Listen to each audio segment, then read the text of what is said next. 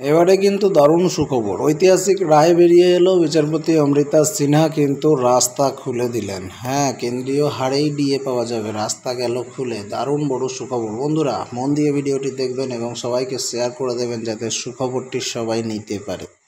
কলকাতা হাইকোর্টের একটা ঐতিহাসিক রায়ে পশ্চিমবঙ্গের সরকারি কর্মীদের দীর্ঘদিনের প্রতীক্ষার কিন্তু অবসান হতে চলেছে।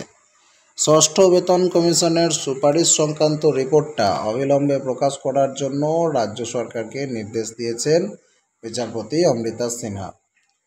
আর ইউনিটি ফোরামের আহ্বায়ক শ্রী দেবপ্রসাদ হালদারের করা মামলার এই রায়ের খবরটা রাজ্যের হাজার হাজার কর্মীর মনে কিন্তু নতুন করে একটা আশার সঞ্চার করেছে।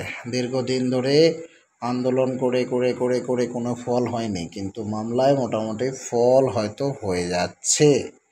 দেখা যাক মামলার বিবরণ এবং আদালতের নির্দেশটা কি আছে। বিচারপতি অমৃতা সিনহার এজলাসে এই গুরুত্বপূর্ণ মামলার শুনানিটা অনুষ্ঠিত হয়। আর আদালত স্পষ্টভাবে রাজ্য সরকারকে দুটো প্রধান নির্দেশ দিয়েছে। কি? এক হচ্ছে অনলাইনে প্রকাশ, আর দুই হচ্ছে কপি প্রদান। অনলাইনে প্রকাশ বলতে ষষ্ঠ বেতন কমিশনের সম্পূর্ণ রিপোর্টটা অবিলম্বে অনলাইনে আপলোড করতে হবে। আর একটা আদেশ দিয়েছে, সেটা হচ্ছে কপি প্রদান করতে হবে। রিপোর্টের একটা কপি মামলাকারী অর্থাৎ ইউনিটি ফোরামকে কিন্তু হস্তান্তর করে দিতে হবে।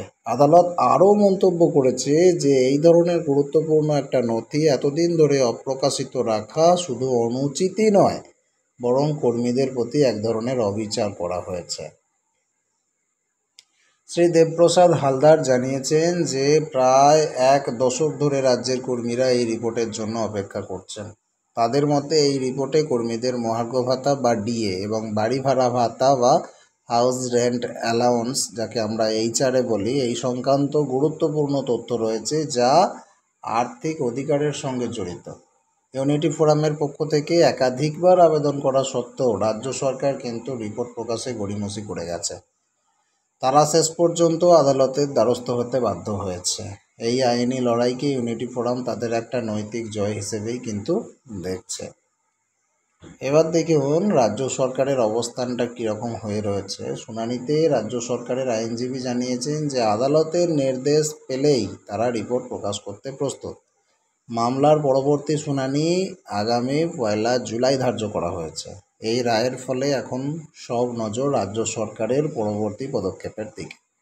কর্মীরা আশা করছেন খুব শীঘ্রই তারা তাদের বহু প্রতীক্ষিত বেতন কমিশনের সুপারিশগুলো সম্পর্কে বিস্তারিতভাবে জানতে পারবেন, যা তাদের ভবিষ্যতের অধিকার আদায়ে সহায়ক হয়ে যাবে। এই ঘটনাটা রাজ্যের সরকারি কর্মীদের মধ্যে একটা নতুন আশার আলোড়ন সৃষ্টি করেছে এবং তাদের অধিকার সম্পর্কে আরও সচেতন করে তুলেছে।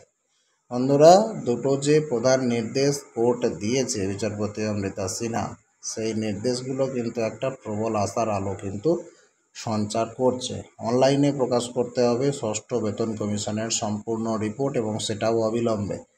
আর কপি দিতে হবে মামলাকারীকে, রিপোর্টের কপি দিতে হবে মামলাকারী অর্থাৎ ইউনিটি ফোরামকে। কি বলবেন এই বিষয়ে? আপনার মতামত কমেন্ট করে জানান। পরবর্তী আপডেট পেতে নজর রাখুন স্মার্ট দুনিয়ায়।